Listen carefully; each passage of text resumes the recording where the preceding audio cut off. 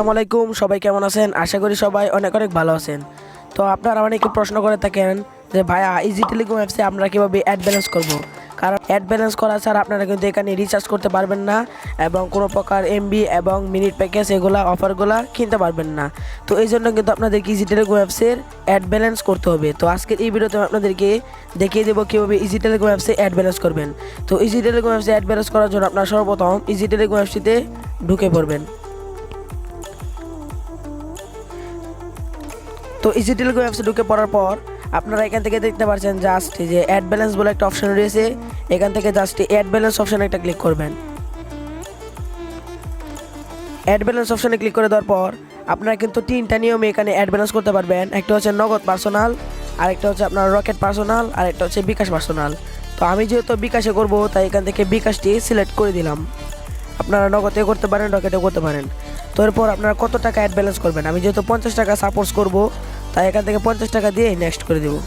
তো নেক্সট অপশানে ক্লিক করে দেওয়ার পর এখান থেকে আপনারা এরকম একটি ইন্টারফেস দেখতে পারবেন। তো নিচে আপনারা দেখতে পাচ্ছেন একটা নাম্বার রয়েছে, জাস্ট এই নাম্বারটা আপনারা এখান থেকে কপি করে নেবেন। এই নাম্বারে আপনাদের 50 টাকা সেন্ড মানি করতে হবে। দেখতে পাচ্ছেন এই নাম্বারটা আমি এখান থেকে কপি করে নিলাম। কপি করে নেওয়ার পর আপনাদের বিকাশে চলে যাবেন। আর যদি নগদ থেকে করে থাকেন তাহলে নগদে চলে যাবেন। তো আমি যদি বিকাশ থেকে করছিলাম তাই বিকাশে চলে যাওয়ার পর আপনাদের বিকাশে পিনটি দিয়ে লগ ইন করে নেবেন। তো বিকাশ অ্যাপসে আসার পর এখান থেকে আপনারা দেখতে পারবেন এখান থেকে যে সেন্ড মানি বলে একটা অপশন রয়েছে। এখান থেকে এই সেন্ড মানি অপশনে জাস্ট একটা ক্লিক করে দেবেন। সেন্ড মানি অপশানে ক্লিক করে দেওয়ার পর নাম এবং নাম্বার দেবেন একটা অপশন রয়েছে।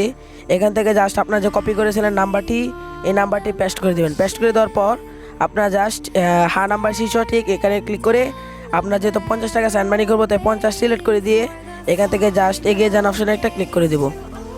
সেম প্রসেসে আপনারা আমার মতো দেখে করবেন। তারপর আপনাদের বিকাশের পিনটি দিয়ে দিবেন। তো পিনটি দিয়ে দেওয়ার পর এখানে দেখতে পাচ্ছেন পিন কনফার্ম করুন নামে একটা অপশন রয়েছে। এই পিন কনফার্ম করুন নামে অপশানে একটা ক্লিক করবেন। তো পিন কনফার্ম করুন নামে অপশানে ক্লিক করে দেওয়ার পর আপনাদের সামনে ঠিক এরকম এই তিনটা শো করবে। এখান থেকে সেন্ড মানি করতে ট্যাপ করে ধরে রাখুন, জাস্ট এখানে ট্যাপ করে ধরে রাখবেন 1 সেকেন্ড। তো সেন্ড মানি করতে ট্যাপ করে ধরে রাখুন অপশানে ক্লিক করে দেওয়ার পর আপনাদের কিন্তু সেন্ড মানিটি সফল হয়ে যাবে। তারপর এখান থেকে আপনারা দেখতে পাচ্ছেন ট্রানজ্যাকশন আইডি বলে একটা অপশন রয়েছে।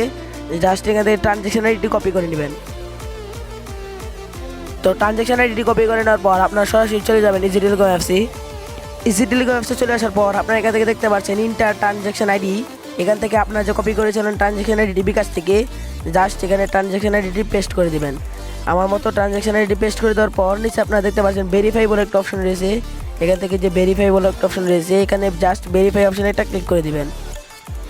ভেরিফাই একটা অপশানে ক্লিক করে দেওয়ার পর আপনারা দেখতে পাচ্ছেন সাথে সাথে আমাদের এখানে একটা মেসেজ চলেছে পেমেন্ট রিসিভেড 50 টাকা। তো এখান থেকে যদি আমি নোটিশটা ক্রস করে দিই তো আপনারা যে অ্যাড ব্যালেন্স করেছেন এই ব্যালেন্সটি দেখতে হলে এখানে চোখের মতো একটা আইকন রয়েছে, এখানে জাস্ট একটা ক্লিক করবেন।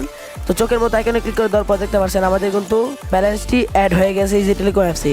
তো এইভাবে কিন্তু আপনারা ইজি টেলিকম অ্যাপসে অ্যাড ব্যালেন্স করতে পারবেন এবং ইজি টেলিকম অ্যাপসে অ্যাড ব্যালেন্স করে নেওয়ার পর আপনারা এখান থেকে মোবাইল রিচার্জ করতে পারবেন এবং যে কোনো ধরনের ড্রাইভ অফার এবং যে কোনো ধরনের এমবি মিনিট কিনতে পারবেন।